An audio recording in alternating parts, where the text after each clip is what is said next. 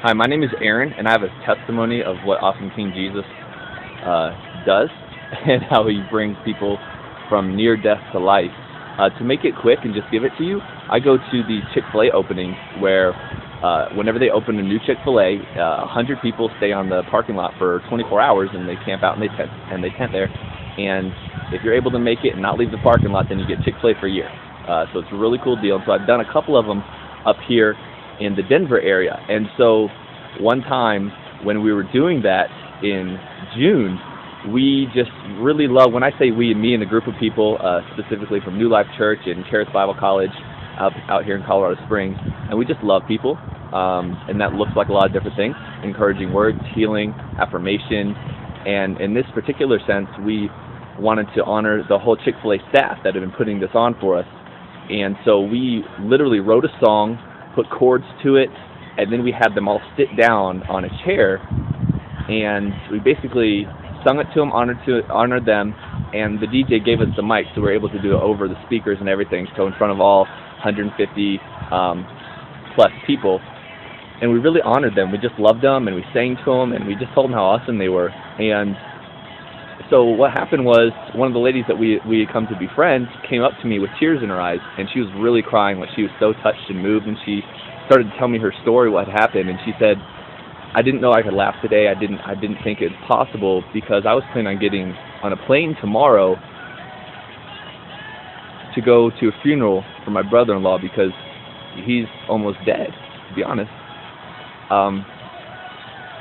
And what's so phenomenal about this, she started to tell me what happened is he had liver damage, and it was something that he caused from drinking too much alcohol. And she started to tell me this story where he could barely blink and he could maybe move his fingers just a little bit, and that's how he communicated. And so I just stood in agreement with her, and we just agreed for healing and really just death to life. And I was excited because I realized that the grace of God visits people when they need it the most, and in this case it was his own destruction. It was something that he did to himself. And so I knew the grace of God would show up, and so we just prayed with her. And that was that. I mean, it's about 45 minutes from where I'm at, and she even came from out of town just to go to this opening, so I didn't see her for about 3 weeks. But we went to another opening 3 weeks later in that same area, about 20 minutes from there, and she wasn't working though. She's a staff, but she didn't happen to work this opening. At lunchtime, she showed up in regular street clothes and was full of excitement. She came to tell all of us, and she said, guys, a miracle happened, a miracle happened. The day after you prayed, he took the tube out of his mouth that was feeding him.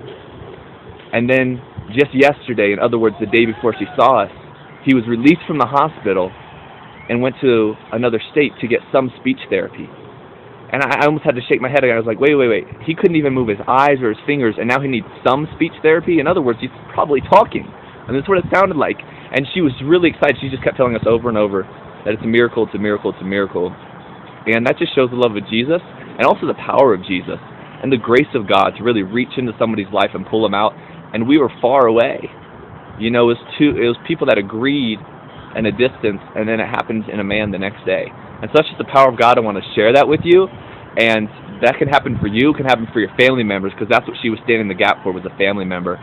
And even though we weren't even in the same room or the same city, we might not even been in the same state. I think he might have been in another state, but it was far away. That's the distance. That's what I'm saying. But you can agree and you can believe for the power of God to touch your family members and to bring them from death to life.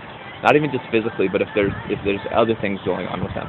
So I bless you in the name of Jesus, and I thank you for watching this testimony. And I just declare the power and the grace and the faith to believe these words and to grasp on them and hold on them and then walk in them. Thank you. Bless.